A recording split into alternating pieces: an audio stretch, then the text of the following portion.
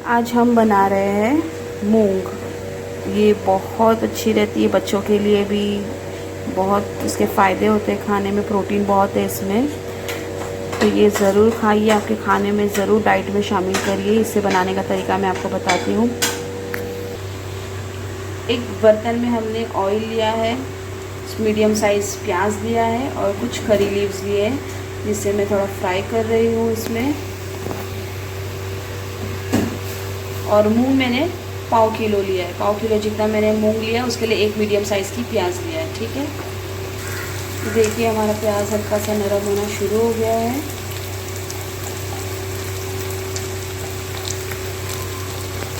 इसमें अदरक लहसुन का पेस्ट और जो मैंने आपको फिश के सालन में बताया था ना, थोड़ा सा खोल के रखते हैं, वही डालेंगे हम इसमें मसाला, खुद में मिर्ची और लहसुन पिसा हुआ। ठीक है, ये कोकनी खानों में बहुत इस्तेमाल होता है, ये जो मसाला बनता है।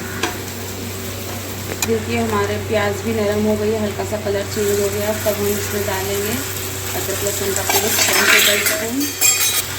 1 टेबल स्पून जितना हम इसमें लेंगे हरा मसाला पिसा हुआ, अच्छे से भून लेंगे।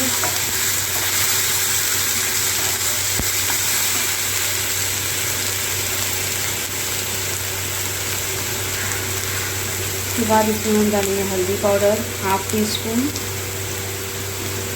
धनिया पाउडर 1 टीस्पून, जीरा पाउडर 1 टीस्पून, लाल मिर्च पाउडर 1/2 टीस्पून,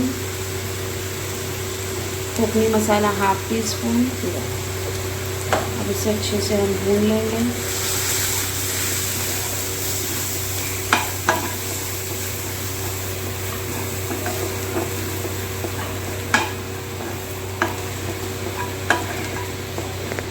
ये देखिए हमारा मसाला भून चुका है, और जैसे ही हमारा मसाला भून जाएगा वैसे ही हमें मूंग को धोकर इसमें डाल देना है। ठीक है, इसमें हम डालेंगे मूंग,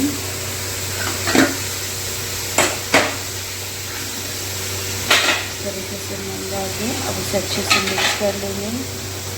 ये जो कोम फुटी हुई मूंग है ना, ये ज़्यादा यूज़ में लाना चाहिए, इसके बहुत फ़ायदे होते हैं। अच्छे से मिक्स कर लेंगे हम इसे।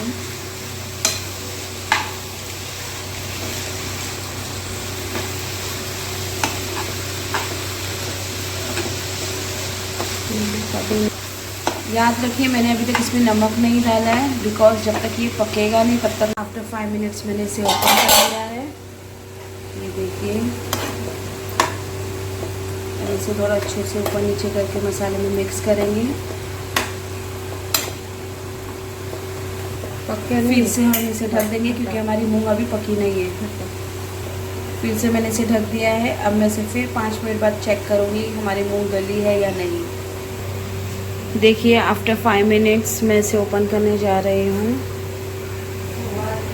मैं पहला चेक कर लेती हूँ ये हुई है या नहीं, पकी है या नहीं। नहीं, ये अभी भी नहीं पकी है। इसे मैं फिर से ढक दूँगी पकने तक के, और 5 मिनट बाद मैं इसे चेक करती हूँ कि ये पका है या नहीं। ठीक है, ये देखिए मैं इसमें पानी डालने जा रही हूँ, और पानी की ज़रूरत पड़ेगी हमें इसमें, क्योंकि हमारी मूंग नहीं गल रही है। 1/2 ग्लास मैंने इसमें और पानी डाल दिया है, और धीमी आंच पे मैं इसे पकने दे रही हूँ।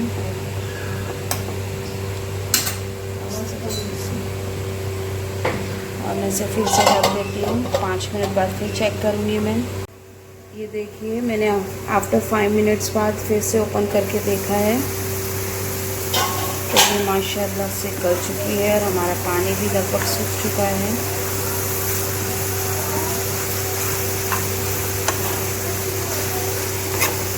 इसमें मैंने अभी तक नमक नहीं डाला है, अब नमक डालेंगे, क्योंकि यही सही वक्त है डालने का। अब देखिए हमारी मूंग अच्छे से गल चुकी है।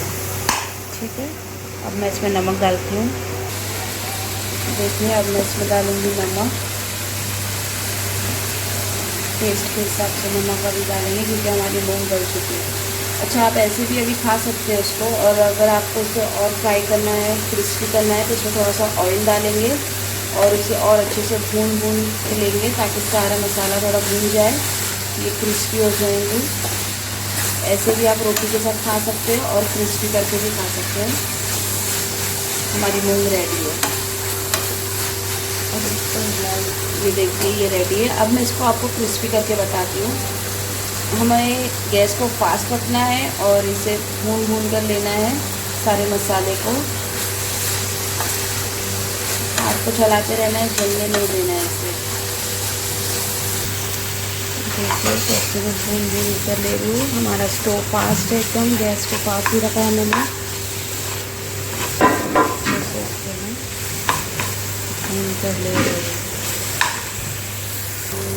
ये देखिए सारा मसाला हमारा सूख गया है।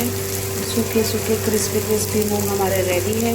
मैं आपको इसकी प्लेटिंग करके दिखाती हूँ। माशाल्लाह बहुत अच्छी खुशबू आ रही है और टेस्ट में भी बहुत बढ़िया है। ये ज़रूर ट्राई कीजिए। प्रोटीन का एक सोर्स है, ये बहुत अच्छा है बच्चों के लिए भी, आपके लिए भी।